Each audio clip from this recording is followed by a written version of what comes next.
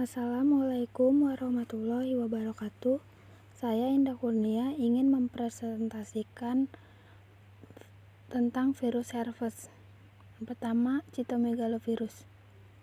Cytomegalovirus adalah salah satu anggota dari Herpesviridae beta, suatu subfamili dari Herpesviridae.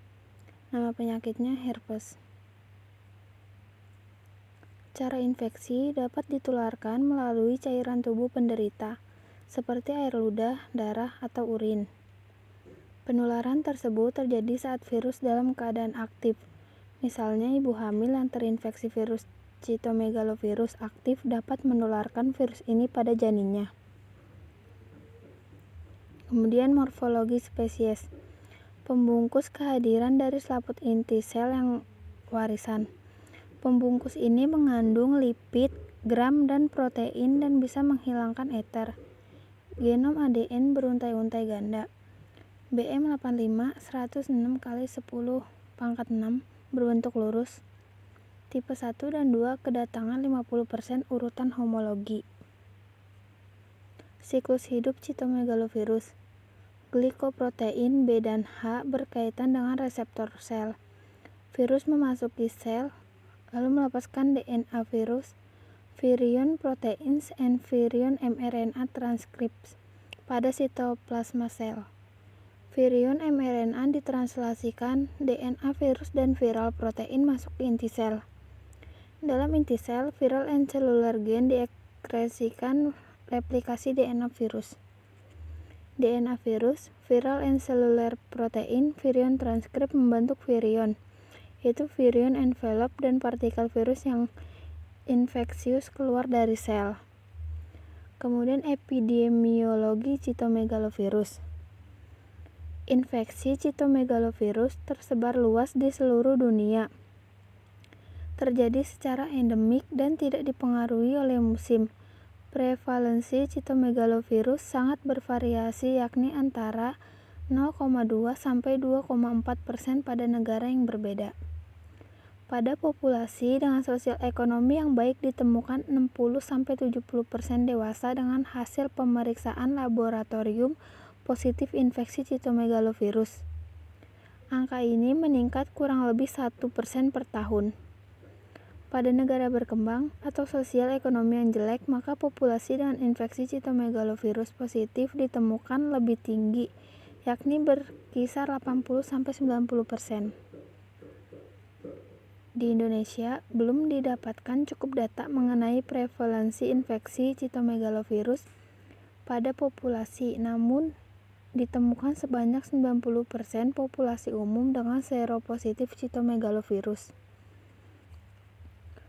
Gejala klinis cytomegalovirus umumnya tanpa gejala, disertai suatu infeksi yang lama tak terlihat nyata adanya virus yang tinggal di dalam sel tanpa menyebabkan kerusakan yang dapat terdeteksi atau sakit secara klinis. Diagnosis laboratorium. Tes laboratorium untuk antibodi cytomegalovirus harus dilakukan dengan menggunakan sepasang sampel serum. Satu sampel darah seharusnya diambil dalam 2 minggu. Pencegahannya, sering mencuci tangan dengan sabun dan air selama 15-20 detik. Hindari kontak langsung dengan cairan tubuh orang lain. Kemudian, hindari menggunakan peralatan makan dan minum yang sama dengan orang lain. Pengobatannya, ganciclovir atau citovenci. Ganciclovir adalah sintetis guanin turunan nukleosida analog aktif sebagai antivirus yang digunakan sebagai pengobatan infeksi cytomegalovirus yang mampu menghambat replikasi dari cytomegalovirus. Yang kedua ada valganciclovir atau Valcit, merupakan suatu antivirus terhadap cytomegalovirus yang aktif di dalam usus dan hati yang merupakan produk dari ganciclovir. Yang ketiga ada cidofovir, adalah suatu analog nukleotid dengan suatu waktu herpes virus yang berspektrum luas termasuk cytomegalovirus. Studi kasus. Penelitian ini dilaksanakan pada tahun 2017 dan bersifat deskriptif dengan menggunakan desain penelitian studi kasus, di mana kasus adalah anak-anak yang pernah atau sedang menderita cytomegalovirus.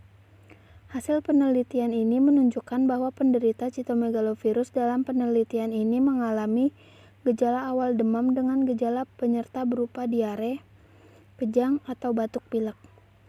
Semua penderita mengalami keterlambatan dalam perkembangan motorik kasar, yaitu kemampuan dalam merangkak, duduk sendiri, dan berjalan. Sebagian besar penderita juga mengalami keterlambatan bahasa dan baru merangkai 2 kata pada usia di atas 1,5 tahun. Hal ini sesuai dengan teori bahwa penderita cytomegalovirus dapat mengalami gangguan perkembangan neurologi dengan bentuk gangguan dapat berupa kesulitan dalam bicara, bahasa, motorik, tingkah laku, belajar, memori, dan berbagai fungsi neurologi lain. Diagnosa cytomegalovirus dilakukan oleh sebagian besar penderita melalui pemeriksaan IgG dan IgM. Disarankan pelaksanaan deteksi dini tumbuh kembang pada bayi dan balita perlu diintensikan, serta bila ditemui keterlambatan perkembangan tumbuh kembang anak, maka bidan perlu segera berkolaborasi dengan dokter spesialis anak dan laboratorium agar dapat pemeriksaan cytomegalovirus. Yang kedua, human herpes virus.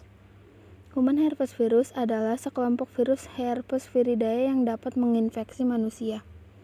Nama penyakitnya human herpes simplex virus tipe 1. Cara infeksinya dapat menular melalui kontak langsung sederhana dari penderita herpes ke orang yang sehat. Contohnya adalah lewat berciuman, termasuk saat mencium bayi. Morfologi spesies. Herpes simplex disebabkan oleh virus herpes simplex yang termasuk herpetovirus dalam famili Herpetoviridae.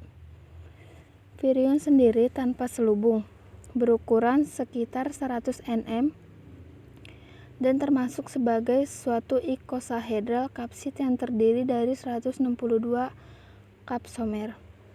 Virion dikelilingi oleh suatu selubung yang berhubungan dengan virion melalui tonjolan-tonjolan. Selubung tersebut dari lipoprotein, replikasi dari DNA yang mempunyai berat molekul antara 70 sampai 100 kali 10⁻⁶ Dalton. Seperti halnya pembentukan virion terjadi di dalam inti sel yang berinfeksi. Epidemiologi. Herpes simplex virus 1 di dunia pada tahun 2012 diperkirakan menyerang 3.709 juta orang dari semua kelas usia antara 0 sampai 49 tahun dengan prevalensi sebesar 67%. Dan memiliki kecenderungan meningkat seiring dengan bertambahnya kelas usia. Prevalensi terbanyak terdapat di Afrika, 87%. Diikuti secara berurutan oleh Eastern Mediterania, 75%. Western Pacific, 73 sampai 74%. Eropa, 61 sampai 69%. Asia Tenggara, 58 sampai 59%. Dan paling rendah adalah Amerika, 40 sampai 50%. Gejala klinisnya diawali dengan demam, nyeri otot, dan lemas, munculnya rasa nyeri, gatal, rasa terbakar, atau ditusuk pada tempat infeksi.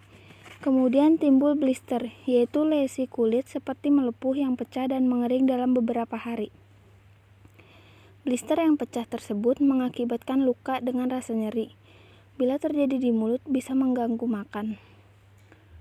Diagnosa laboratorium. Menggunakan sampel cairan luka herpes.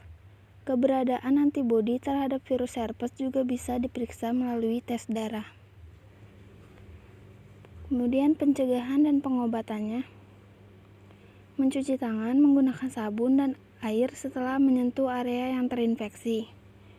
Yang kedua, menghindari kontak fisik dengan orang lain, terutama kontak dari koreng yang muncul akibat herpes. Yang ketiga, jangan pakai barang-barang yang dapat menyebabkan virus, seperti gelas, cangkir, handuk, dan pakaian. Lalu, mengonsumsi obat pereda nyeri, kompres dengan air hangat atau air dingin pada kulit yang terkena. Lalu mengoleskan obat antivirus topikal, misalnya acyclovir topikal. Menggunakan kapas agar kulit tangan tidak menyentuh daerah yang terinfeksi virus herpes. Sekian presentasi dari saya, kurang lebihnya mohon maaf. Wassalamualaikum warahmatullahi wabarakatuh.